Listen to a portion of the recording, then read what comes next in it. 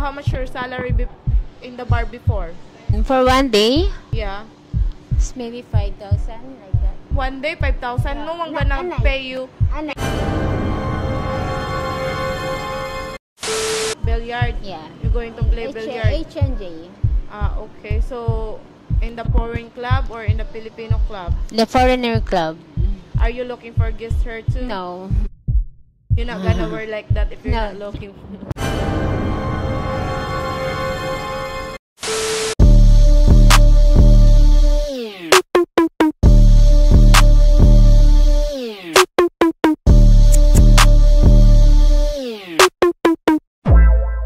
Kumusta? Good evening everyone. Welcome back. Hit the like button, hit the notification on, and leave the comment below what you guys want us to do for this channel. And we gotta keep busy and busy. I'm your Filipina Opera. We're gonna do a women interview here at Makati. Hello po, good evening. How are you? I'm fine. Can you please introduce yourself? I'm Maria Magdalena from Mandaluyong. How old are you? 34. You look fine. Don't be shy. This is the people we do interview here. This is their first time. First time ko po. Okay, so what are you doing here at Burgos? Just going to my friend, then Who's billiard. friend? Billiard? Yeah. You're going to play billiard? H&J. Okay. So, in the foreign club or in the Filipino club? The Foreigner Club. Are you looking for guest hair too? No. You're not gonna wear like that if you're No. not looking. Hindi. We cannot get the people like if they don't wanna tell the truth what they're doing here.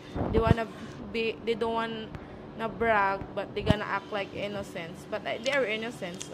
You said earlier that you work in bar before? Yeah. You But don't have to mention. What 8 year years was ago. it? 8 years ago. 8 years ago. And how old are you that time?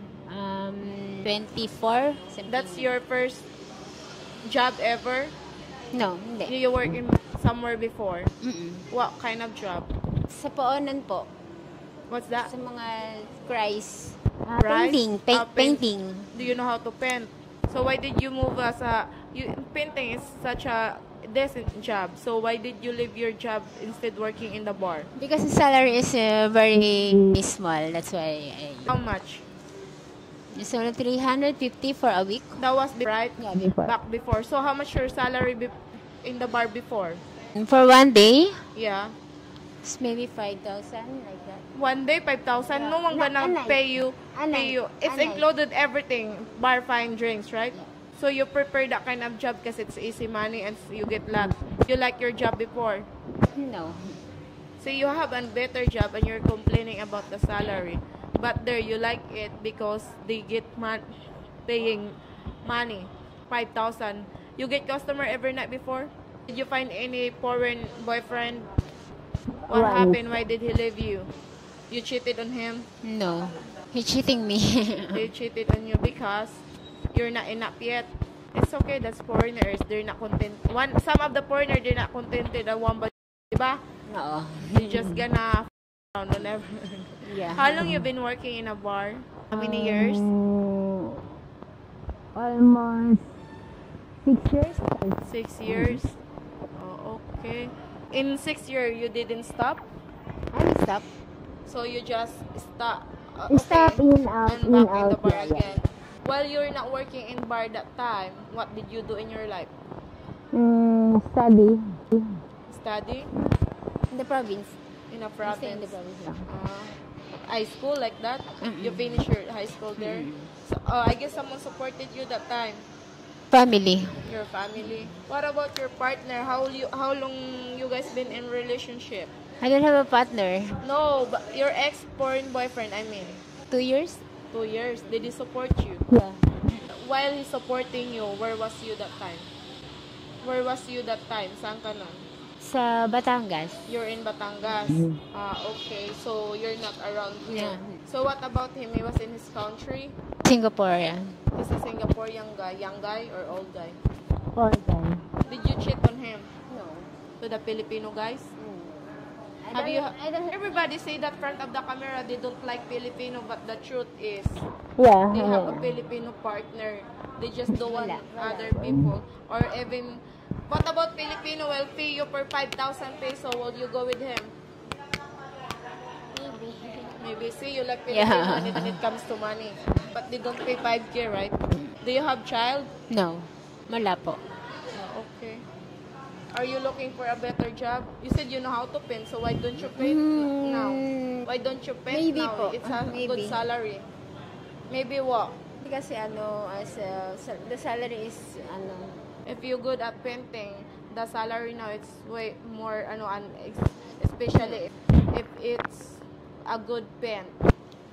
maybe I'll stop muna because I'm going to Singapore soon. I'm going to Singapore soon. You're going to Singapore? Do you have a passport? Have you been in a country before? Where? Hong Kong. Who take you there? My ex-boyfriend, Chinese. Who you going to Singapore with? My ex-boyfriend before. Really?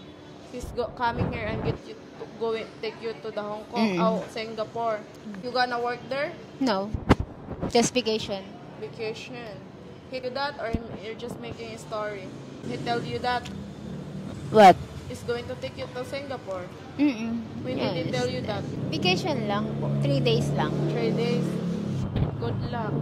Don't work there. They said they have a bar there. Diba? Where is your ex now? I don't know. Hindi ko na po alam. You don't know, but you said he will take you to Singapore. But long time ago. Oh, that's it. Make it sure. Because you said, no, I will stop because I'm going to Singapore. You said earlier, are you looking for a better job? You said, yes, I will stop because I'm going to Singapore. Sabi mo kasi. Oo. Tapos, I asked you, who is going with in Singapore? You said, my ex. And now, you're changing the story. Hindi po. Back before he take you to Nag-ano sa akin, paano Yeah, ako you nakapunta didn't- ng Singapore. Pero, If you're good at painting, the salary now it's way more, especially if it's a good paint. maybe I'll stop muna because I'm going to Singapore soon. I'm going to Singapore soon. To Singapore soon. I asked her, are you going to find a better job? This is what I asked you. Yeah. Painting is a good salary now. You said yes, because I am going to Singapore. Right, that's what you said. Who you going with in Singapore Na, now? Mr. Fred You said lang po. your Na, ex. Mr. Fred lang. Okay, at least we get it clarified. Oo. And now you saying back before he take you to Singapore. And now what about you going to work in Singapore now? Oo. Soon. Soon? Coming. You have agency? Your friend who's going to take you there? They're in Singapore already. What their job? Singer. Singer. But the truth, they are I right? don't know. Oo. Maybe. Yeah, they said entertainment only, but they not entertainment like singing or dancing. They do that. Okay, good luck. Because it's hard to get in outside the airport, and they're gonna ask you some question. Are you here every night? No. Sometimes lang. Kasi I play tournament. Okay, good play. Who you going with? With my The bakla. two friends. You meeting some foreigner there? No. Okay. Alright. Do you want a baby one day? No? No, I like. Why? Ayoko. Are you a woman? Ayoko na kasi I have experience na before. You have experience having a baby? Oh, did you get Twice, pregnant? yeah, twice again. So the baby is not luck for you. Yeah. Are you looking for love or what? No. So what are you looking? Nothing. Okay. Alright, thank you for having you here. Thank you for sharing your history at Tom Yum Lechon. Let's do fast talk. Sex, chocolate. Fast talk, choose one. Sex or chocolate? Chocolate? Last time you sleep with a man. No. When? Today. Yeah. Who? A friend only? Filipino? Foreign? For free? Oh yeah, I asked you, did he pay you? You said, yeah, oh my God, I could not understand her. I'm sorry. Hindi nga free. Okay, she's shy, but she said, did he pay him? What's his nationality? Yes. Chinese guy. Do you like Chinese? Yeah. Korean? Alright, thank you ate for having you here. Good luck po sa buhay mo. And I hope you can find good customers there. Okay, Thank you. Babush.